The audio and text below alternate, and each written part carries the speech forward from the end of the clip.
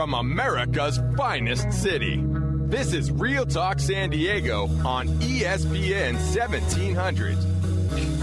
What's happening, gang? You are back live in the Secret Stash, tracking down some of the coolest local people, talking about some important local stuff. Who knows? Maybe getting a story or two in the process with the singular goal of leaving you a little better than how we found you today. I'm your host, Jesse Ibanez, co-founder of the Greenhouse Group, helping folks get into and out of homes right here out of the heart of San Diego. That's our day job, you might say, James, and moving people with purpose. If you want to learn a little bit more about who we are and what we do, you can go track us down at thegreenhousegroupinc.com. As a matter of fact, James, we got some cool properties that are actually coming up on the market this weekend that aren't on the MLS yet, which I know a lot of our buyers love to hear about that stuff. So if you go down to our website, you'll see on the top right corner there's some of the coming soon attractions, you might say, spread throughout the county. Looking forward to talking more about that. But in the studio today, I'm flanked by my man, James Scott. And James is a certified family law specialist and attorney at law. And there's a very unique specialty that James has, a very unique contribution to the conversation, you might say. And it has to do with a word that I don't even know if a lot of people have even heard before, primarily. Right, James? Would you say that's true? That's true. And those who have heard it might not totally understand it. Yeah, fair enough. So James is in the studio today to talk about, among other things, imputed income and why that's such a critical component of somebody who's moving through that space of, okay, some stuff went wrong. Maybe there was some money involved on one side or another. Maybe some kids involved, the alimony, palimony, child support, all this stuff. And trying to create a little bit of clarity around that to understand what your rights are when you're going through that spot. And I have a feeling like that choice little word is going to come up quite a bit. As a matter of fact, Jim, every time I hear it, I might just give you a little ding. Just so it's like we're tracking points, right? But before we go any further, though, Jim, why don't you introduce yourself to your fans, first time in the Secret Stash. Thank you for coming through. Well, thank you very much for having me. I'm a native San Diegan because I've been here for longer than 3 years. I came here for school in 1977 and graduated from USD. I've been practicing law here ever since. Nice work. The term imputed income really means pretend income. Okay, that's helpful. Okay, good. When child support and spousal support are being set in family court or in child support court. Now, when you say pretend income, you're saying that, like you could take that two different ways. Like someone's pretending that they have income or someone's pretending that they don't have income. Well, usually what we're saying is we're pretending someone else has income. We are saying that we're pretending they have income so they can pay more support, or we are pretending that someone has income so they don't need so much support. Aha, interesting. So, and I would say what I heard you say, I said maybe better, is that most people are trying to pretend that they don't have that much income, right? And then someone needs to come in there and say, hold on. There's this, so that. It definitely works both ways. One of the cases we're going to talk about is definitely a poverty case where the poor guy was on disability. He was earning $290 a month on disability, and the court banged him for $190 a month in child support. Another case we're going to talk about is a case where the guy had $40 million worth of real estate, and he complained that he had no income to support his wife and kids. Right. Maybe two edges to that sword, you might say. So, James, you've got, you might say you got this little corner of the market, and I love the thought that while this might not be a germane conversation to everybody, when you share some of these experiences that you've been through over the last, how long have you been doing this? Well, I've been doing this for 34 years, and I was actually born in a divorce mill and raised by a couple of the best divorce attorneys that San Diego had. Wow. John Holt and Clyde Baugh. John Holt was, he was in his 80s when I was a young pup and an apprentice to him. He was attorney to people like Douglas Fairbanks. Oh, wow. Interesting. So you're bringing your own wealth of experience, but also the wealth of experience borrowed from the mentors that sort of shaped your purview in this conversation as well. Well, it was a great beginning for me. And,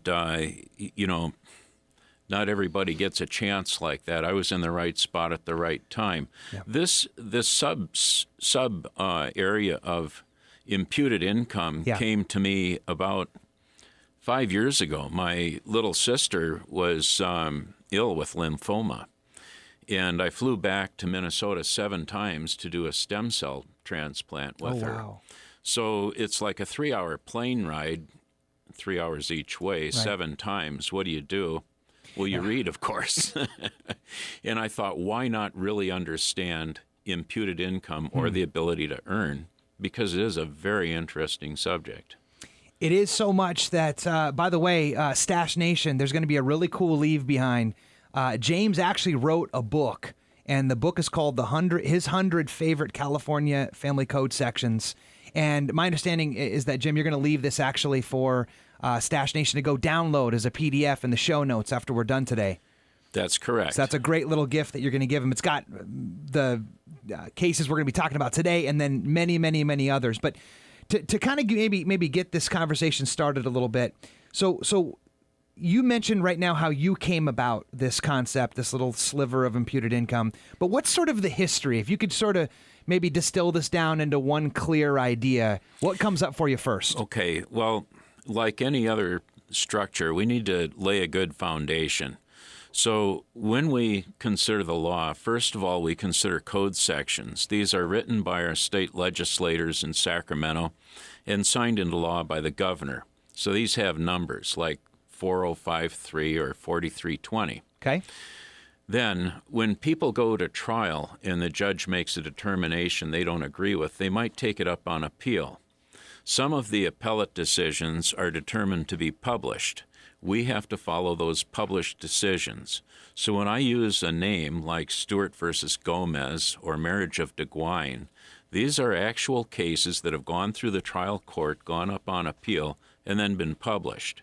So as an attorney, it's our job to convince the trier of fact, that's the commissioner or the judge in family court, that that case fits our factual situation and the law ought to be applied the way that we want it to be applied.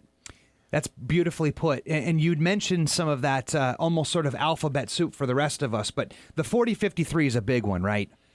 It is a big one. These are the mandatory child support principles to be followed by the court.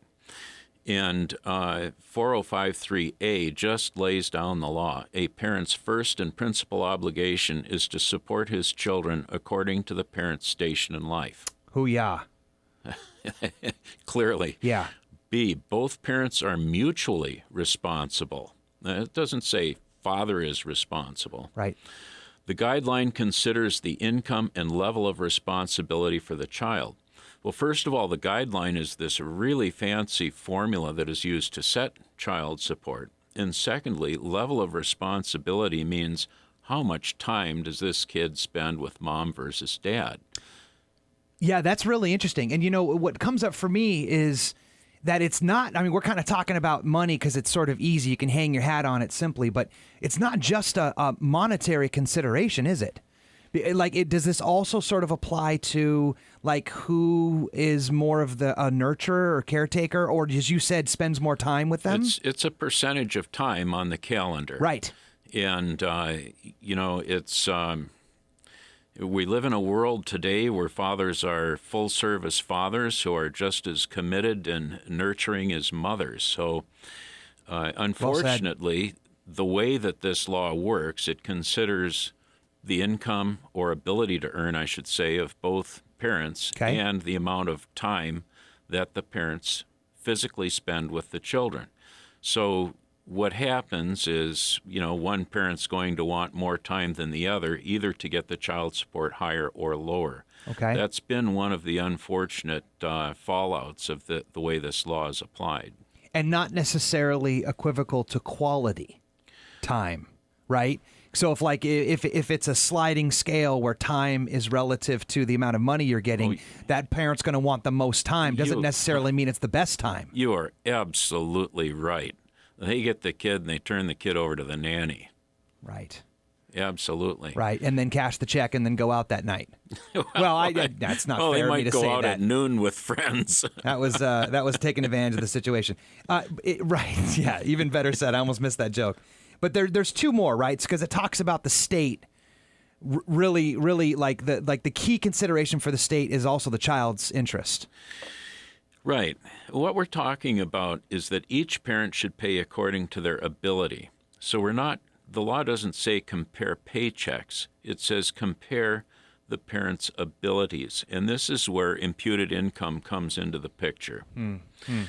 The interests of the children are the state's top priority. And what that means is that the state is really concerned that kids are going to have healthy food, shelter, medical care, and good education. And children should share in the parent's standard of living. What that means is that if dad has done a couple of really good business deals and he has $49 million in the bank, but he doesn't feel like liquidating all of that stock at once, he's going to be supporting those children based upon what that $49 million could generate. Of course, as he should. So one last thought maybe getting to before we're coming up on this break is that maybe like there's the 40-53 and then like quickly compared or juxtaposed from the 43-20. Okay, well, 43-20 is the law that tells us how much spousal support should be ordered in a case. And the common factor to these two is ability to earn or earning capacity. Okay. So 43-20 is about a dozen criteria. We're only going to concern ourselves with the first 5 or 6. And the law of spousal support is just brutally simple. A person shall support a person's spouse. Then when you determine the amount, the first thing you determine is what is the earning capacity and ability to maintain the standard of living that was had during the marriage. So you're going to look at skills, job market, time to retrain, capacity impaired by domestic duties. We're going to look at some of the subjective things. Well, they're all subjective, like how much of a contribution to the education or career of the other party was made. We're going to look at the ability to pay, and that's like the guy who's got $49 million bucks in the bank. Right. Considering the earning capacity, income, assets, and standard of living. And the standard of living was added here maybe about 20, 25 years ago. It comes up over and over again. It's not that we just don't want to put a person out at the curb. It's that we don't want to expect them to live in a 600 square foot efficiency apartment when they're coming out of Scripps Ranch. Well said. So we're going to consider the needs of each party, the obligations, assets, and the separate property, and how long the marriage was. The ability to work, very important, we consider the interests of dependent children. If you have children who are toddlers, who are 2 or 3 years old, I don't think you can demand that these parents be working 50, 60 hours a week. Yeah. Now, I understand what's coming up for me right out of the gate is that, man, are we lucky to have a guy like James Scott in the studio today talking us through this. By the way, you can catch James at Scott, that's 2 T's, familylaw.net. Gang, coming up. We're just getting started. I feel like the pump is primed, so to speak. So it's time to start getting our hands dirty in some of these cases that James is prepared to share with us so that we can get the clarity of leaving you a little better than how we found you. Real Talk Radio, Secret Stash. We'll be right back.